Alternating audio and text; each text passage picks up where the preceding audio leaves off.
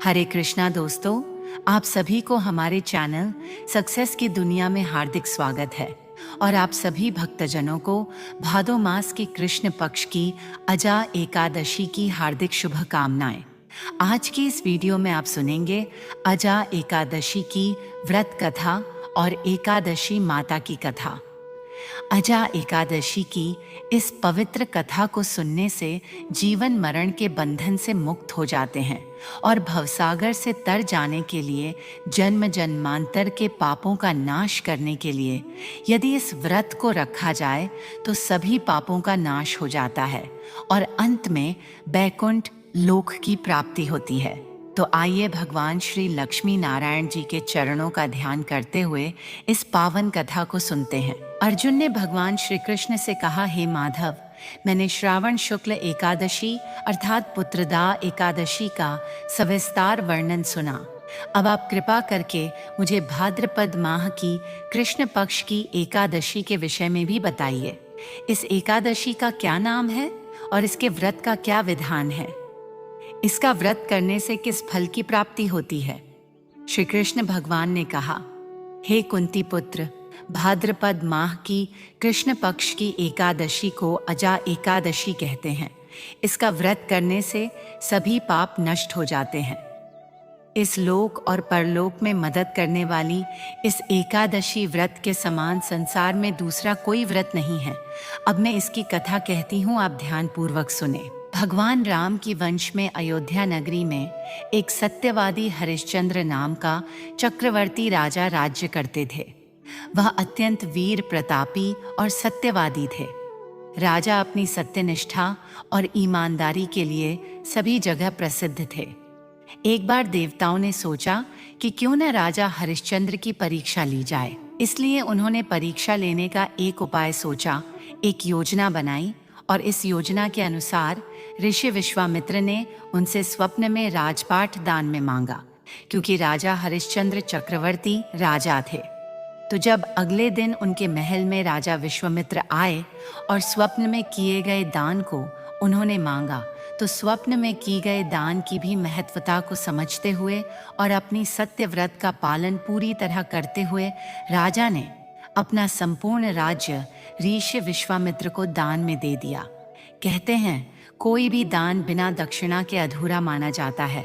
अपना सारा राज्यपाट जब राजा हरिश्चंद्र विश्वामित्र ऋषि को देकर अयोध्या से चलने लगे, तब ऋषि विश्वामित्र ने कहा, राजन, जब तप दान आदि बिना दक्षिणा दिए सफल नहीं होती। तुमने इतना बड़ा दान दिया है तो उसकी दक्षिणा में 1000 सोने की मोहरें और दो। राजा हरिश्चंद्र के पास अब धन कहाँ था? उन्होंने तो अपना राज्यपाट सब कुछ दान में दे दिया था। तब ऋषि को दक्षिणा देने के लिए उन्होंने 1 महीने का समय लिया और वे काशी नगरी में आ गए। काशी नगरी में इसलिए आए क्योंकि उन्हें पता था कि काशी नगरी है तो पृथ्वी का हिस्सा, लेकिन कहा जाता है कि काशी नगरी भगवान शंकर की त्रिशूल पर टिकी हुई है, जिस कारण वह पृथ्वी का हिस्सा होने पर भी सबसे अलग मानी जाती हैं। तो उन्होंने पवित्र काशी में आकर सबसे पहले तो अपनी पत्नी रानी शैव्या को एक ब्राह्मण के हाथों बेच दिया। राजा का राजकुमार रोहिताश उस समय बहुत छोटा था। प्रार्थना करने पर ब्राह्मण ने उस बालक को भी अपनी माता के साथ रहने की आज्ञा दे दी और उधर स्वयं अपने आप को राजा हरिश्चंद्र ने चांडाल के हाथों बेच दिया। इस प्रकार ऋषि विश्वामित्र को 1000 मोहरें उन्होंने दक्षिणा में दे दी। राजा की महारानी शैव्या अब ब्राह्मण के घर में अब दासी का काम करने लगी। जब दासी का काम करने लगी तो उधर चांडाल का सेवक होकर राजा हरिश्चंद्र भी एक शमशान में चौकीदारी करने लगे। वहां जो भी लाशें जलाने के लिए लाई जाती, उनसे कर वसूल कर तभी उन्हें जलाने का काम चांडाल ने उन्हें सौंप रखा था। एक दिन शमशान भूमि की तरफ गौतम ऋषि आए। राजा ने ऋषि को देखा तो प्रणाम किया। उस समय राजा हरिश्चंद्र की दयनीय स्थिति को देखकर ऋषि गौतम ने उनसे कहा कि हे राजन, पूर्व जन्म के पाप के कारण ही आज आपकी यह दशा हुई है। अगर तुम भाद्रपद मास की कृष्ण पक्ष की अजा एकादशी का व्रत रखो और व्रत की कथा पढ़ो या सुनो, तो इससे तुम्हारा उद्धार भी हो जाएगा, तुम्हारे पापों का नाश भी हो जाएगा। तब राजा ने ऋषि की बात मानकर आने वाली अजा एकादशी का व्रत रखा। एक दिन राजकुमार रोहिताश ब्राह्मण की पूजा के लिए फूल चुन रहा था कि उसे अचानक बगीचे में एक जहरीले सांप ने डस लिया। सांप का विष तुरंत ही उस बालक के शरीर में फैल गया और देखते ही देखते रोहिताश मरकर भूमि पर गिर पड़ा।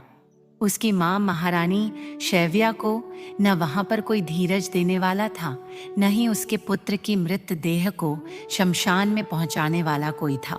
तब रानी अपने पुत्र की मृत देह को अपने हाथों में उठाकर अकेली रात की सुनसान अंधेरे में शमशान जा पहुंची, जहां जैसे ही वह अपने पुत्र की देह को जलाने लगी कि राजा हरिश्चंद्र वहां आ गए और शमशान का कर मांगने लगे। जैसा कि नियमों के अनुसार उन्हें करना था, अपने कर्तव्यों का पालन भी वे कर रहे थे और वे विवश भी थे। बेचारी रानी के पास तो अपने पुत्र की देह को ढकने के लिए कफन तक नहीं था। रात के अंधेरे में रानी ने राजा के स्वर को पहचान लिया और गिड़गिड़ाकर कहने लगी कि राजन, आपका ही पुत्र है जो इस समय मरा हुआ मेरे हाथों में है। मेरे पास कर देने के लिए कुछ भी नहीं है और आप मुझसे कर वसूल रहे हैं। राजा हरिश्चंद्र को दुख तो बहुत हुआ, किंतु क्या करते, उन्हें अपने कर्तव्य का पालन जो करना था।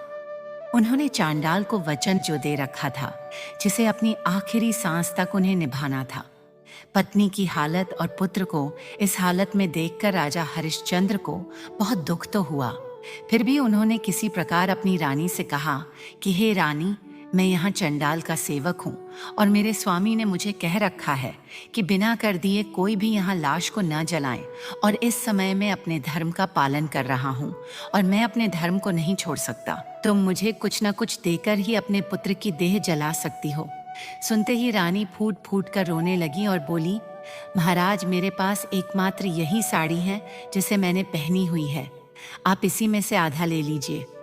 रानी जैसे ही अपनी साड़ी का कोना फाड़ने चली, तभी दिव्य प्रकाश के साथ वहां पर श्री हरे, देवराज इंद्र, धर्मराज आदि देवता और महर्षि विश्वामित्र प्रकट हो गए। महर्षि विश्वामित्र ने बताया कि कुमार रोहिताश मरा नहीं, बल्कि यह तो ऋषि ने योग माया से दिखलाया था। राजा हरिश्चंद्र को खरीदने वाले चांडाल के रूप में और कोई नहीं बल्कि साक्षात धर्मराज थे, साक्षात नारायण का स्वरूप है। और इस प्रकार अजा एकादशी व्रत के प्रभाव से, हे राजन, तुम्हारे सभी पाप नष्ट हो गए हैं। तुम्हारा एकादशी का यह व्रत सफल हुआ। अब तुम सुख पूर्वक अपना राज्य भोगो और अंत में तुम्हें स्वर्ग लोक की प्राप्ति होगी। ऐसा कहकर भगवान श्री हरि और अन्य देवता और ऋषि वहां से अंतर्ध्यान हो गए।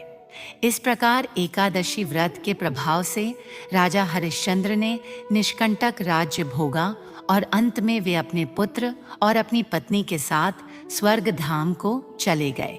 इस प्रकार एकादशी का व्रत रखने से सभी सुखों की प्राप्ति होती है, पुत्र की आयु लंबी होती है, जाने अनजाने में किए गए अगले और पिछले जन्मों के सभी पापों का नाश हो जाता है। अंत में भगवान श्री कृष्ण ने कहा, हे अर्जुन, यह सब अजा एकादशी के प्रभाव से ही हुआ था। जो मनुष्य विधि पूर्वक इस व्रत को करते हुए रात्रि में जागरण करते हैं, उनके समस्त पाप नष्ट होकर अंत समय में स्वर्ग लोक की प्राप्ति होती है। इस एकादशी की कथा के श्रवण मात्र से ही अश्वमेध यज्ञ का फल मिलता है। प्रेम से बोलिए भगवान लक्ष्मी नारायण जी की जय। अब सुनिए एकादशी माता की कथा। एक बार एक राज्य में एक राजा रहा करता था। राजा बहुत ही बुद्धिमान और बलशाली था। राजा सदा ही अपनी प्रजा का बहुत अच्छे से ध्यान रखता था। प्रजा भी राजा को बहुत पसंद करती थी। राजा की 2 बेटियां थीं। राजा अपनी दोनों बेटियों से बहुत प्रेम करता था। राजा की छोटी बेटी देखने में बहुत सुंदर और आकर्षक थी और राजा की बड़ी बेटी छोटी बेटी के मुकाबले थोड़ी कम सुंदर थी। राजा की छोटी बेटी माता की पूजा किया करती थी और सभी लोग राजा की छोटी बेटी से बहुत प्रेम करते थे और उसकी बहुत प्रशंसा किया करते थे।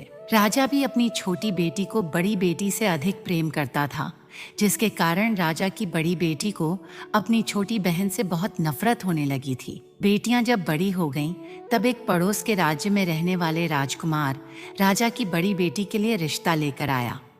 लेकिन जैसे ही उस राजकुमार की नजरें राजा की छोटी बेटी पर पड़ी, तो वह राजकुमार राजा की छोटी बेटी पर आकर्षित हो गया और छोटी बेटी से पहली नजर में प्रेम करने लगा। उस राजकुमार ने राजा की बड़ी बेटी के साथ विवाह करने से मना कर दिया और उसने राजा से कहा कि मैं आपकी छोटी बेटी से विवाह करना चाहता हूँ। ये सब देखकर राजा की बड़ी बेटी अपनी छोटी बहन से बहुत क्रोधित हो गई और राजा की बड़ी बेटी ने अपनी छोटी बहन को अपना सबसे बड़ा दुश्मन मान लिया। राजा की बड़ी बेटी ने अपनी छोटी बहन से बदला लेने का निर्णय किया। राजा की बड़ी बेटी ने अपनी छोटी बहन को जान से मारने का उपाय सोचा। राजा की बड़ी बेटी ने अपनी छोटी बहन को मारने के लिए सबसे पहले एक लड्डू में जहर मिलाकर अपनी छोटी बहन को दे दिया और उसको लड्डू खाने के लिए कहा। लेकिन लड्डू खाने के बाद भी छोटी बहन को कुछ भी नहीं हुआ। बड़ी बहन यह देखकर बहुत आश्चर्यचकित हो गई, लेकिन बड़ी बहन ने हार नहीं मानी। जब उसकी छोटी बहन रात में कमरे में सो रही थी, तब उसने एक मटके में सांप रखकर उसके कमरे में छोड़ दिया। लेकिन सांप भी छोटी बहन का कुछ नहीं कर पाया।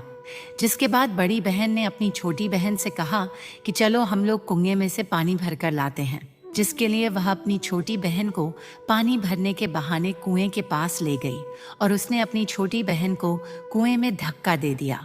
लेकिन छोटी बहन को तब भी कुछ नहीं हुआ, क्योंकि हर बार ग्यारस माता उसकी रक्षा कर रही थी और उधर बड़ी बहन अपनी सारी प्रयास के बाद भी असफल हो रही थी, जिससे वह बहुत क्रोधित हो गई और फिर उसने अपनी छोटी बहन के पास जाकर उससे प्रश्न किया कि मेरी छोटी बहन, क्या तुमको पता है कि भगवान ने सबकी मृत्यु एक निश्चित समय पर लिखी हुई है और कैसी तुम्हारी या मेरी मृत्यु होगी, क्या ये तुम जानती हो? तब छोटी बहन ने अपनी बड़ी बहन को बताया कि हाँ दीदी, मैं तो जानती हूँ मेरी मृत्यु कैसी होगी। छोटी बहन से ये सब बातें सुनकर बड़ी बहन मन ही मन बहुत प्रसन्न होने लगी और उसने अपनी छोटी बहन से कहा कि तो तुम मुझे अपनी मृत्यु का राज बताओ। तब छोटी बहन ने अपनी बड़ी बहन से कहा कि मेरी मृत्यु तो एक तोते में है, जो तोते के गले में एक हार है, उससे मेरी मृत्यु होगी। जब तक कोई भी व्यक्ति तोते को मारकर उस हार को अपनी गले में पहनेगा तो मैं मूर्छित हो जाऊंगी, और जैसे ही उस हार को अपने गले से उतारेगा तो मैं वापस से जीवित हो जाऊंगी। अपनी छोटी बहन की मृत्यु का राज जानकर बड़ी बहन बहुत खुश हुई और उसने अपनी छोटी बहन को मारने के लिए उसके पालतू तोते को ढूंढना शुरू कर दिया। और छोटी बहन को इस बात का आभास हो गया था कि कोई उसकी जान लेना चाहता है, जिसके लिए वह अपने पिताजी के पास गई और उसने अपने पिताजी से कहा कि पिताजी, मेरी मृत्यु के बाद आप मुझे मत जलाइएगा, बल्कि आप मुझे अपनी पुरानी वाली हवेली में एक पलंग में लेटाकर छोड़ दीजिएगा। अपनी छोटी लड़की की ये बातें सुनकर राजा बहुत आश्चर्यचकित हो गया। राजा ने अपनी छोटी बेटी से पूछा कि बेटी, तुम यह क्या कह रही हो? तब राजा की छोटी बेटी ने बताया कि पिताजी, समय किसी के लिए नहीं रुकता है, क्या कब किसको हो जाए इसका किसी को कुछ नहीं पता। फिर राजा ने अपनी छोटी बेटी से कहा कि तुम ऐसी बातें क्यों करती हो, 2-3 दिन के बाद तो तुम्हारा विवाह है। लेकिन छोटी बेटी ने अपने पिताजी को ऐसा करने पर मजबूर कर दिया और उनसे वचन ले लिया। राजा ने भी अपनी छोटी बेटी की बात स्वीकार कर ली और 2-3 दिनों के बाद जब शादी का समय आया, तब राजकुमार बारात लेकर राजा के घर आया और राजकुमार और राजा की छोटी बेटी का विवाह शुरू हो गया। जैसे ही राजा की छोटी बेटी राजकुमार के साथ फेरे लेना शुरू हुई, तो उसकी बड़ी बहन अपनी छोटी बहन के कमरे में जाकर उसके तोते को पकड़ लेती है और उसको जान से मार देती है। तोते के गले में जो हार था उसको अपने गले में धारण कर लेती है और जैसे ही बड़ी बहन उस हार को अपने गले में धारण करती है, तो उधर छोटी बहन 3.5 ही फेरे ले पाती है और वहीं पर बेहोश होकर गिर जाती है। जिसके बाद राजा ने बड़े बड़े दर्द हकीमों को बुलाया और अपनी छोटी बेटी का इलाज करने के लिए कहा। राजा की बात सुनकर जब वैद्य जी ने छोटी बेटी को देखा, तो राजा को बताया कि आपकी छोटी बेटी ना तो जीवित है और न मरी हुई है, ऐसा मैं पहली बार देख रहा हूँ। राजा ने वैद्य और हकीम को यह बात बाहर बताने से मना कर दिया और उनको कहा कि अगर तुमने ये बात किसी को बाहर बताई तो हम तुमको फांसी दे देंगे। राजा ने अपनी छोटी बेटी को पुराने महल में जाकर एक पलंग पर लेटा दिया और वहां पर कुछ सैनिकों को तैनात कर दिया। इसके बाद राजा वापस अपने महल पर आ गया। राजा की बड़ी बेटी अपने पिता के पास आई और कहने लगी कि पिताजी, अगर ये शादी संपन्न नहीं हुई तो आपकी इज्जत का क्या होगा? आप कहें तो मैं आपकी इज्जत बचाने के लिए राजकुमार से शादी करने के लिए तैयार हूँ। जिसके बाद राजा ने अपनी बड़ी बेटी की बात मान ली और राजा ने बड़ी बेटी को छोटी बेटी के कपड़े पहनाकर मंडप में भेज दिया। लेकिन राजकुमार ये जान गया कि ये राजा की छोटी बेटी नहीं है, बल्कि यह राजा की बड़ी बेटी है। लेकिन जब राजकुमार ने शादी करने से मना किया तो सभी लोगों ने राजकुमार को बेबस करके राजा की बड़ी बेटी से बचे हुए फेरों को संपन्न करा दिया और विवाह संपन्न हुआ। जिसके बाद राजकुमार राजा की बड़ी बेटी को अपने महल में ले गया। विवाह होने के बाद राजकुमार उससे न तो बात करता था, न उसे पसंद करता था और न ही उसके आसपास भी भटकता था। और राजकुमार ने यह फैसला लिया था कि वह अपनी प्रेमिका को ढूंढकर रहेगा और यह जानकर रहेगा कि उसके साथ क्या हुआ है। एक दिन राजकुमार अपने घोड़े पर सवार होकर राजा की पुराने महल के पास पहुंचा, जहां पर उसने कुछ सैनिकों को देखा। महल के पास पहुंचकर राजकुमार ने जब महल को ध्यान से देखा तो वह समझ गया कि ये तो हमारी ससुर जी का महल है। तब राजकुमार ने सैनिकों से पूछा कि तुम लोग यहाँ क्या कर रहे हो और इस महल के अंदर उस पलंग में कौन लेटा है? जिसके बाद सैनिकों ने बताया कि यहाँ पर राजा की छोटी बेटी लेटी है। यह सुनकर राजकुमार बहुत प्रसन्न हो गया और वह तुरंत अपनी प्रेमिका के पास पहुंच गया और उसकी सेवा करने लगा। जैसे ही रात हुई तो राजा की छोटी बेटी उठकर खड़ी हो गई। राजकुमार यह देखकर बहुत खुश हो गया और उसे अपनी प्रेमिका से पूछा कि तुम यहाँ क्या कर रही हो? तुम मेरे साथ मेरे घर चलो। राजा की छोटी बेटी ने राजकुमार को सारी बातें बता दी कि मेरी जान एक तोते में बसती थी और मैंने यह बात सिर्फ अपनी बड़ी बहन को बताई थी और मुझे पता है कि उसने ही मुझे मारने का प्रयास किया है। उसके पास एक हार है जिसको वह सुबह पहन लेती है और रात को उतार देती है। जब तक वो हार को पहन कर रखती है तब तक मैं मूर्छित रहती हूँ और जैसे ही वो हार को उतार देती है तो मैं जीवित हो जाती हूँ। और जब तक मेरी बड़ी बहन के पास वो हार रहेगा तब तक मैं ऐसे ही जीवित और मूर्छित होती रहूंगी। अगर मेरी बड़ी बहन के पास जो हार है वो मेरे हाथ लग जाए तो मैं हमेशा के लिए जीवित हो जाऊंगी। राजकुमार ये सब बातें सुनकर राजा की छोटी बेटी के पास रहने का निर्णय ले लेता है और उसने अपने बचे हुए सारे फेरे उस पलंग पर लेटी हुई राजकुमार की छोटी बेटी के साथ ले लिए और अपना विवाह पूर्ण कर लिया और वहीं पर वो रहने लगा। देखते ही देखते कुछ समय में राजा की छोटी बेटी और राजकुमार की पत्नी गर्भवती हो गई। एक दिन राजकुमार को किसी काम से बाहर जाना पड़ा। तब छोटी बहन के पेट में बहुत तेज दर्द होने लगा, जिसके बाद उसने माता का आह्वान किया। जिसके बाद वहां माता प्रकट हुई और उन्होंने अपने भक्त के दर्द को दूर किया और एक पुत्र की प्राप्ति करवाई। और वहीं पर अचानक से राजकुमार भी आ गया। राजकुमार ने ग्यारस माता को देखा तो वह आश्चर्यचकित हो गया और उसने तुरंत ग्यारस माता को प्रणाम किया। और ग्यारस माता ने राजकुमार से कहा, जब तुम्हारा पुत्र 5 वर्ष का हो जाए तो तुम आकर अपनी पत्नी का हार इसके गले में डाल देना। और देखते देखते राजकुमार और राजा की छोटी बेटी का पुत्र 5 वर्ष का हो जाता है। तब राजकुमार अपने बेटे से कहता है कि बेटा, मैं कुछ काम से बाहर जा रहा हूँ, तुम अपनी माता का ध्यान रखना। और वह वहाँ से चला जाता है। राजा को बाहर निकलता देखकर बड़ी बहन के सैनिक देख लेते हैं और बड़ी बहन को जाकर सारी बातें बता देते हैं। जिसके बाद बड़ी बहन अपनी छोटी बहन के पुत्र को वहाँ से उठवा लेती है और उसको मरवा देती है। छोटी बेटी के पुत्र के 2 टुकड़े करवा देती है। पहला टुकड़ा चक्के के पास छुपा देती है और दूसरा टुकड़ा अपने पलंग के नीचे रख लेती है। अब ग्यारस माता भिखारी का रूप लेकर आती है और एक भिखारी का रूप रखकर बड़ी बहन के पास चली जाती है। जिसके बाद वहां पर भिक्षा मांगने लगती है। तो बड़ी बहन अपने नौकरों से कहती है कि जाकर भिक्षा दे दो। लेकिन जैसे ही नौकर ग्यारस माता को भिक्षा देने के लिए आते हैं तो माता उन्हें मना कर देती हैं और कहती हैं कि मैं तुम्हारी महारानी से ही भिक्षा लूंगी। जिसके बाद बड़ी बहन स्वयं ही भिक्षा देने के लिए माता के पास आती है। तब माता एक बिल्ली का रूप लेकर उसके कमरे में चली जाती है और वहां पर छोटी बेटी के पुत्र के 2 टुकड़े को आपस में जोड़ देती है और उसे जीवित कर देती है। फिर उसे वहां से ले जाती है। राजकुमार अपने बेटे को लेकर अपनी पत्नी के पास जाता है और उससे कहता है कि तुम इसका ध्यान रखना। अगर तुम इस बच्चे का अच्छे से ध्यान रखोगी तो मैं तुमसे बात करूंगा। एक दिन राजकुमार अपने बच्चे से कहता है कि तुम मम्मी से उनके गले का हार मांग लो। तो वो अपने पिता की बात मानकर राजकुमार का लड़का अपनी मम्मी के पास जाता है और कहता है कि मम्मी मुझे तुम्हारा हार चाहिए। यह सुनकर पहले तो बड़ी बहन बहुत क्रोधित होती है और फिर उसको यह याद आता है कि राजकुमार ने कहा था कि अगर मैं इस बच्चे का ध्यान अच्छे से रखूंगी तो वह मुझसे बात करेंगे, जिसके कारण वह हार उस बच्ची को दे देती है और वह तुरंत हार को ले जाकर अपने पिताजी को दे देता है। और तभी राजकुमार अपनी बेटे को लेकर वहां से जाने लगता है और अपनी पत्नी से कहता है कि तुम हमारे लिए खाना बनाकर रखना, मैं शाम को आकर तुम्हारे साथ खाना खाऊंगा। और वह अपनी बेटे को लेकर वहां से चला जाता है, जिसके बाद वह राजा के पास जाता है और उनको सारी बातें बता देता है।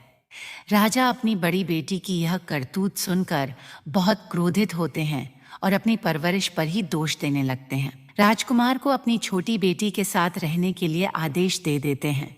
इस प्रकार 11 माता की कृपा से राजकुमार और राजा की छोटी बेटी सुखपूर्वक रहने लगे। सारे भक्तजन प्रेम से बोलिए एकादशी माता की जय। प्रेम से बोलिए माता लक्ष्मी और भगवान विष्णु की जय, माता पार्वती और भगवान शंकर की जय। दोस्तों, आज की कथा आपको पसंद आई हो तो इस कथा को ज़रूर लाइक करें और हमारे चैनल को सब्सक्राइब करना न भूलें। मिलते हैं एक और ज्ञान भरे वीडियो के साथ। तब तक के लिए अपना ख्याल रखें। धन्यवाद।